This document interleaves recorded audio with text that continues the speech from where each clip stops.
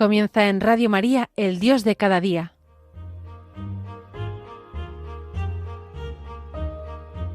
Hoy dirigido desde Tenerife por el Padre Daniel Padilla.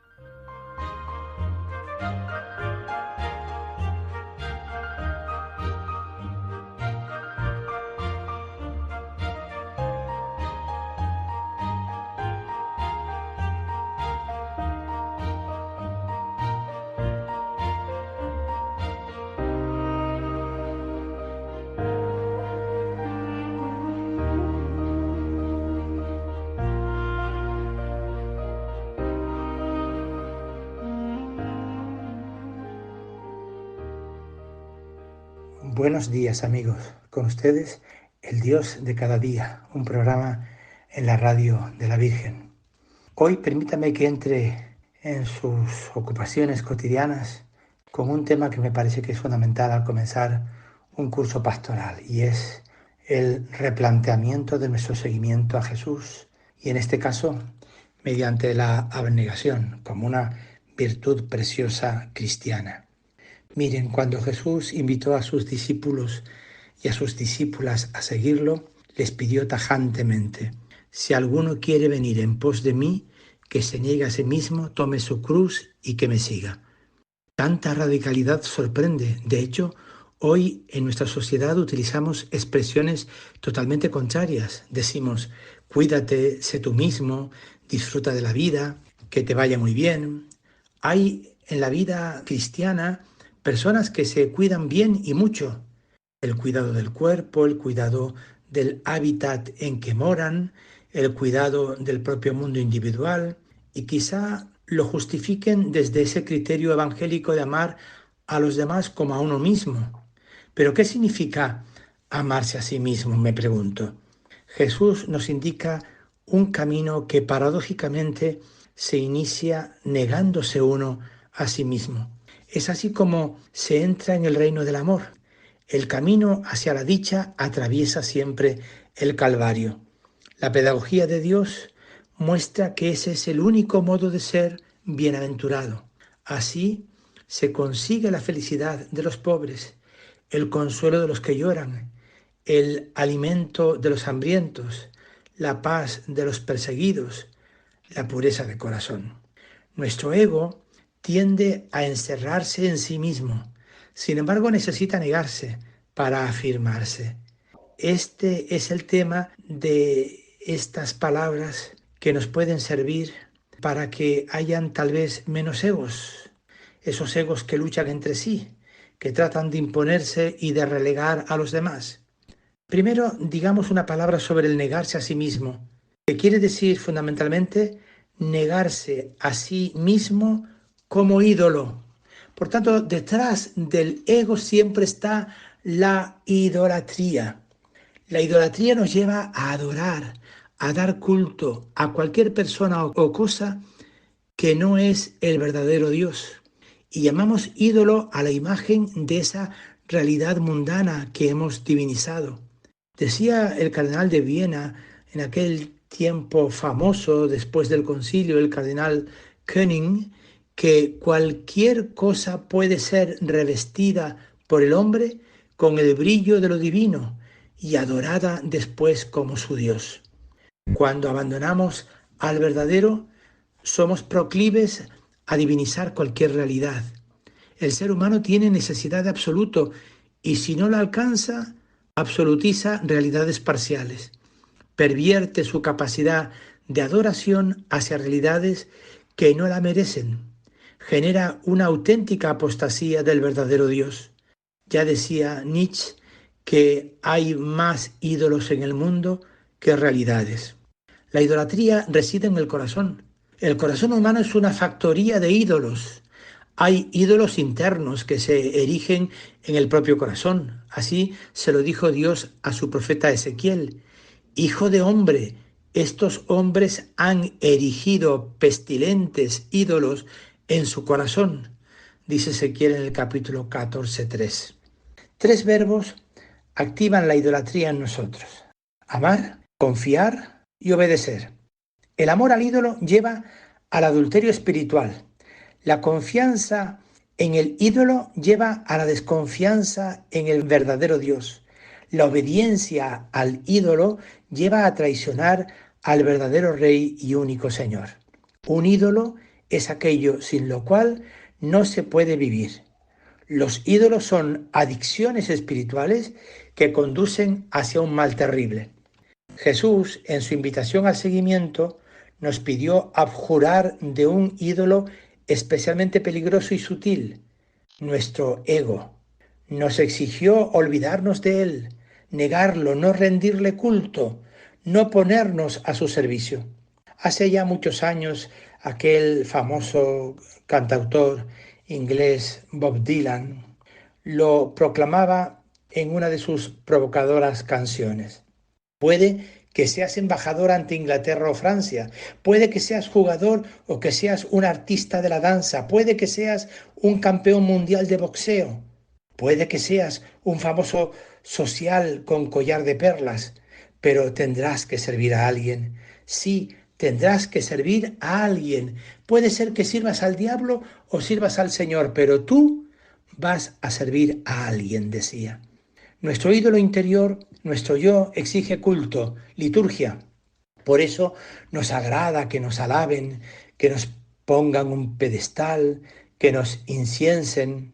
Pero cuando alguien se opone a esta liturgia, ¿cómo surge en nosotros ególatras? La ira, el mal como una forma despiadada de desprecio.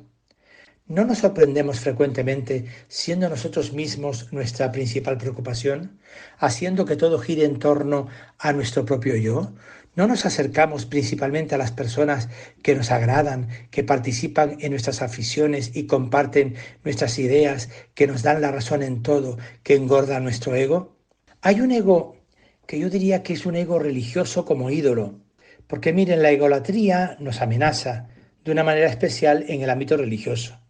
Los hombres y mujeres de religión podemos caer en una trampa, llegar a la convicción de que el Dios que yo veo, que yo experimento, al que yo sirvo, es el único y verdadero Dios.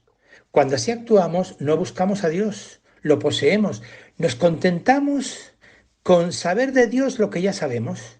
No nos preocupa profundizar en el misterio de Dios. Desde ese postulado han actuado los inquisidores y no pocos censores, los fundamentalistas. Desde ese postulado se ha pensado que la verdad está en determinados espacios y no en otros. Se tiende a identificar la religión y a Dios con un ego colectivo o un ego individual, en el cual o los cuales se enmascaran ocultos intereses.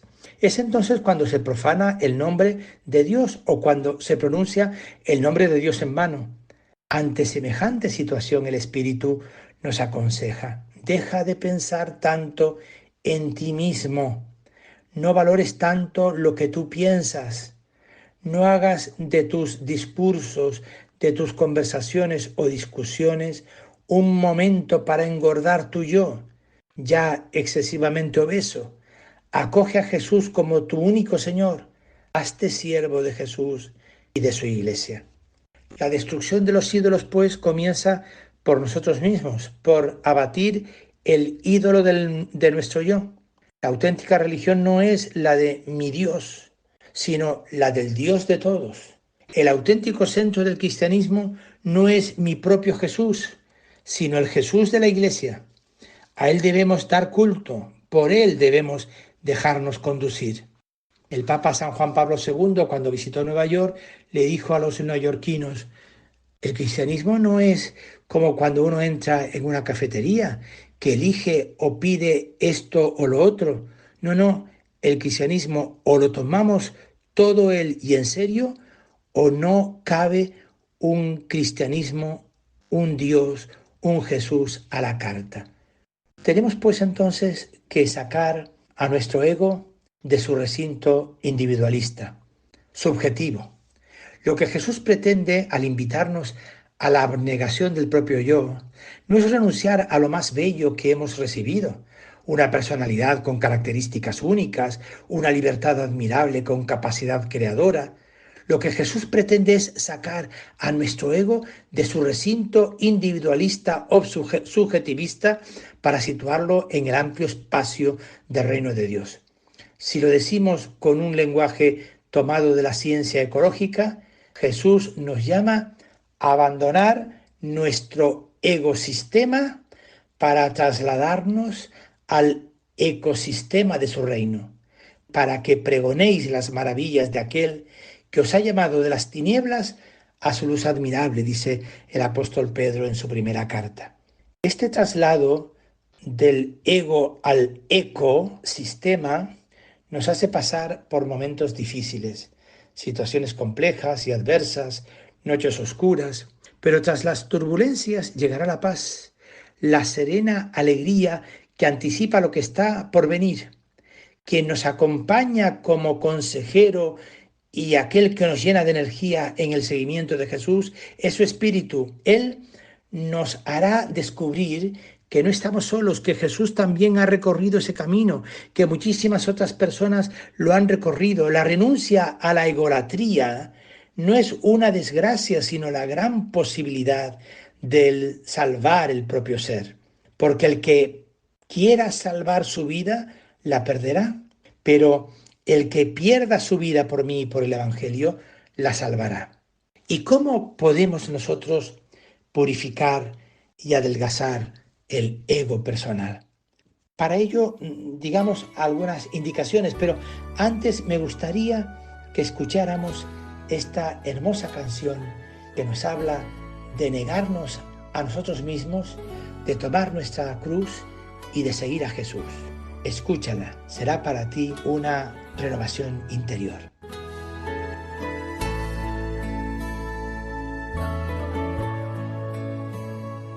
Tú que me escuchas, amigo mío, amigo del alma, tú que te empeñas en vivir la vida solo por vivirla, yo te comprendo tus luchas y tu sufrimiento. Lo que estás viviendo hace tiempo, amigo, lo viví también. Toma tu cruz, amigo mío, y sigue a Jesús. Él puede llenarte de gozo, llenarte de luz. Toma tu cruz, amigo mío, y sigue a Jesús. Él puede llenar de esperanzas a tu corazón. Si alguno quiere venir en pos de mí, niéguese a sí mismo, tome su cruz y sígame, porque el que quiera salvar su vida, la perderá, y el que pierda su vida por causa de mí y del Evangelio, la salvará.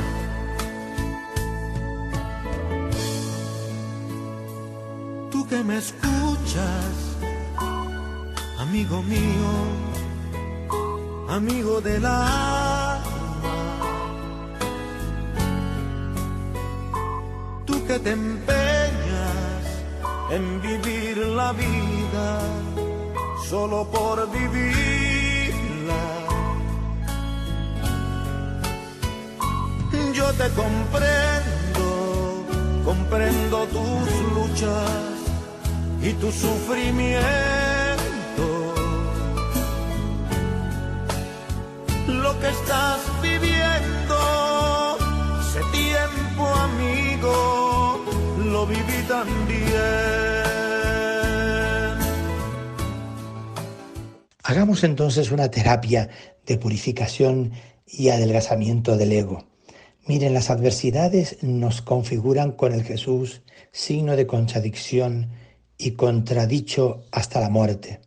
La identificación con el crucificado nos lleva a la identificación con aquel que brindó por la llegada del reino y se alegró y participa de la felicidad, de la plenitud de la resurrección. La identificación con Jesús requiere asumir un proceso de muerte y llevar la cruz hasta el final. Pero ha de morir aquello que no tiene futuro, que no es vida, aunque lo parezca, que no es felicidad, aunque produzca placer. Puede parecernos triste la condición del hierro sometido a un intenso fuego para que desprenda su escoria, pero ese fuego posibilita que el hierro se vuelva maleable y pueda después ser diseñado y modelado como una preciosa imagen. Hay un tipo de tribulaciones que nos preparan para que se dibuje en nuestro ser la imagen más neta y fascinante de Jesús. En esas tribulaciones, bien discernidas, hemos de alegrarnos. Cuando alguien quiere recuperar su figura juvenil, deformada por la obesidad o los años, se somete a la tribulación de una dieta de adelgazamiento.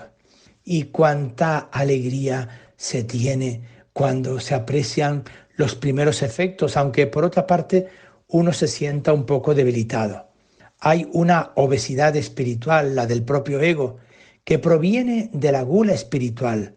La configuración con Cristo exige una terapia de adelgazamiento espiritual que se realiza a través de la sequedad interior, de la abnegación, de la renuncia a tener siempre razón, de la búsqueda y acogida del otro. También Jesús tuvo hambre después de días en el desierto y tuvo sed cuando pendía en la cruz. Fue ahí donde Jesús se anonadó a sí mismo, se confió totalmente al otro. Por tanto, tenemos que pedirle a Jesús el don del nada te turbe, que decía la mística española. La persona abnegada y humilde reacciona de una forma serena ante los malos juicios que se emiten sobre ella e incluso ante las calumnias. Os entregarán a los tribunales y seréis azotados en las sinagogas y compareceréis por causa mía ante los gobernadores y reyes para que deis testimonio ante ellos, nos dice Jesús en Marcos 13:9. Por tanto, el espíritu del nada te turbe tenemos que cuidarlo en nuestra vida. El discípulo de Jesús cree en la promesa del Maestro, pues no sois vosotros los que vais a hablar, sino que será el Espíritu de vuestro Padre quien hable en vosotros. El Espíritu Santo va generando en nosotros un estado de nada te turbe, de impasibilidad, pero bien entendida. No se trata del no sentir, sino del superar una pasión egolátrica por otra pasión más sublime que anula la anterior. El abad San Doroteo exhortaba a sus monjes sobre la abnegación que lleva al nada te turbe en estos términos. ¿Cuál es el motivo principal de un hecho que acontece con frecuencia, a saber, que a veces uno escucha una palabra desagradable y se comporta como si no la hubiera oído sin sentirse molesto? ¿Cuál es el motivo de que otras veces, en cambio, así que la oye, se siente turbado y afligido? Quien está fortalecido por la oración o la meditación tolerará fácilmente, sin perder la calma, a un hermano que lo insulta. Otras veces soportará con paciencia a su hermano, porque se trata de alguien a quien procesa gran afecto. A veces también por desprecio, porque tiene en nada al que quiere perturbarlo y no se digna tomarlo en consideración, como si se tratara del más despreciable de los hombres. De ahí proviene el que uno no se turbe, no se aflija, si desprecia y tiene en nada lo que dicen. Pero si examinamos atentamente la cuestión, veremos que la causa de toda perturbación consiste en que nadie se acusa a sí mismo. De ahí deriva toda molestia y aflicción. De ahí deriva el que nunca hallemos descanso. Y ello no debe extrañarnos, ya que los santos nos enseñan que esta acusación de sí mismo es el único camino que nos puede llevar a la paz. La negación del propio ego, la virtud de la abnegación, es un camino de liberación que niega para afirmar, que abandona para acoger, que hace recorrer el camino de un ego ensimismado a un ego abierto al todo. Esta apertura relativiza el punto de partida y se abre a lo absoluto, lo que de verdad merece toda una vida. Para San Pablo, encontrar la gloria significaba identificarse con la cruz de nuestro Señor Jesucristo. ¿Quién es capaz de identificarse con el Cristo crucificado, compartir con Él todos los propios sufrimientos, calumnias, decepciones?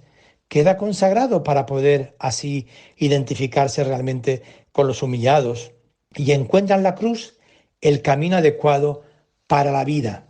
Seguir a Jesús, por tanto, en su humillación, en su kénosis y en su glorificación, en su triunfo.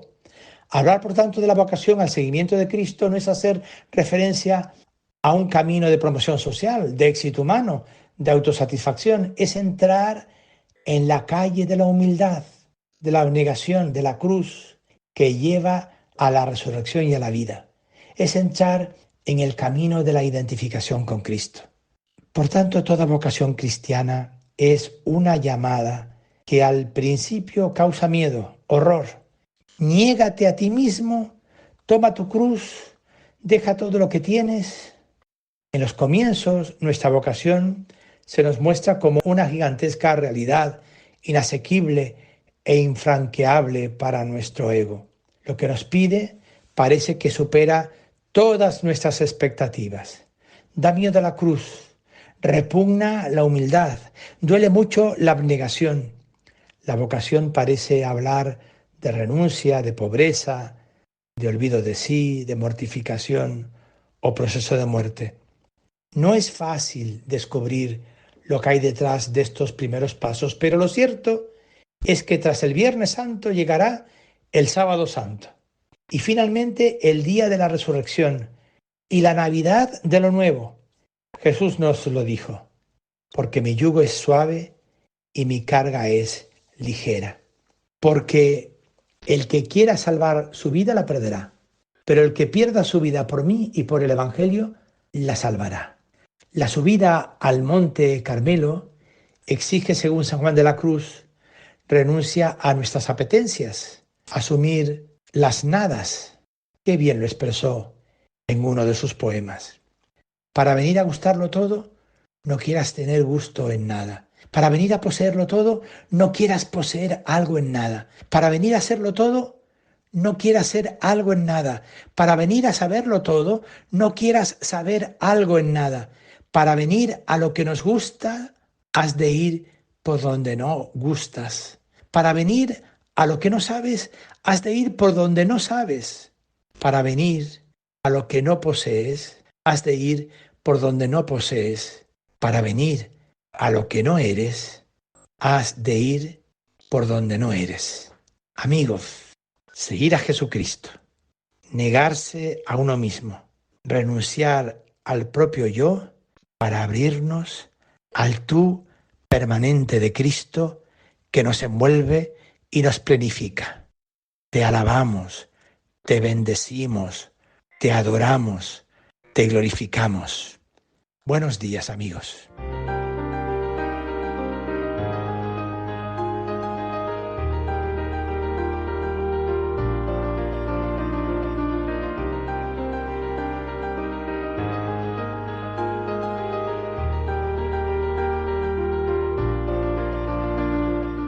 Así finaliza en Radio María, El Dios de cada día.